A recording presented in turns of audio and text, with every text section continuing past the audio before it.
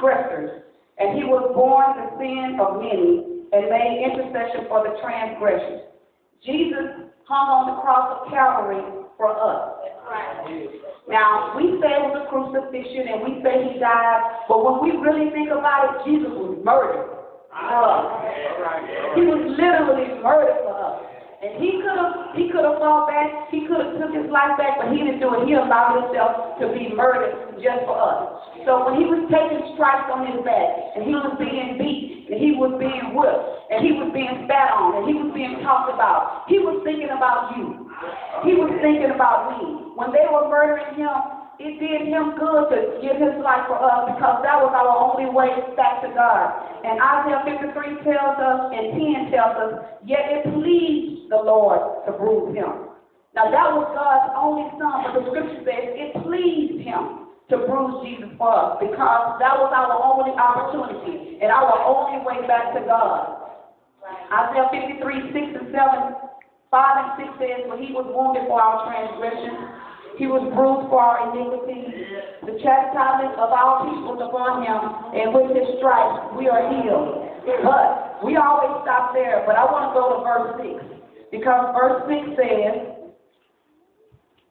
after all that he did for us, verse 6 says, 53, give me a minute, it's what you are.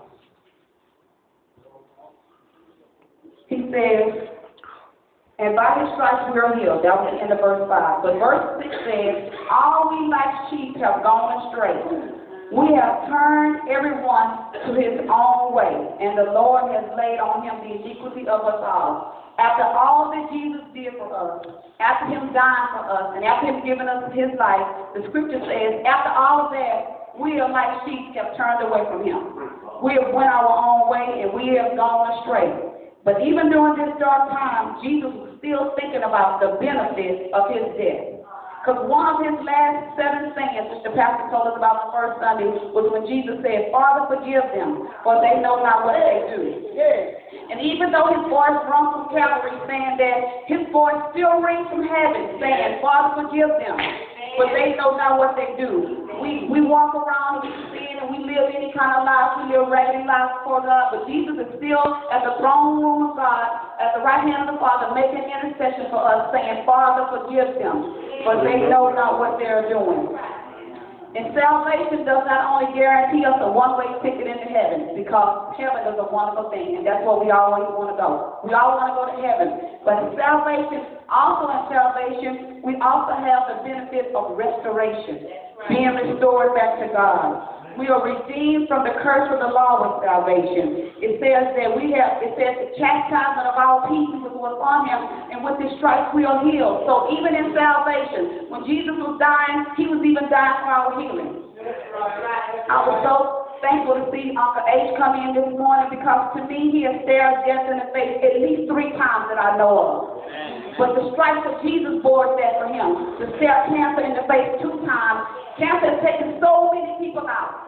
So many people out. He stared it in the face twice. And he's still here today. Pneumonia have taken so many people out. But he's still here today. But that's what the stripes of Jesus. It's not because of his goodness. And it's not because he's so good. But it's the goodness of Jesus. And it's what he did to heal it. All you can do, he said, when he had cancer the last time, he said, even though he was shocked by what the doctor said, he did not believe that he was going to die. After he'd seen other people die with it, he said, but I don't believe, he did not believe that he was going to die. He had faith that even though this sickness had come upon his body, that God was going to heal his body. And he's a testimony today that God heals and heals. That's one of the wonderful benefits of salvation. But another benefit is protection. Isaiah 59 and 19 says, when the enemy comes in like a flood, the Spirit of the Lord will lift up a standard against him. I want you to know that no weapon formed against us will ever prosper. God is our source and he's our strength. Psalms 46 and 1 says, God is our refuge and our strength. He's a very present help in trouble. Therefore, we will not fear. We need to be like David was. David was a little shepherd boy. And when David, in 1 Samuel 17, David, all of the Israelites were afraid of Goliath, which was a Philistine giant. But David was a little shepherd boy, and he was not afraid. And that's the way God wants us to be. He wants us to trust him as his source. He don't want us running around in fear. He says that he did not give us the spirit of fear, but of love and of joy and of a sound mind.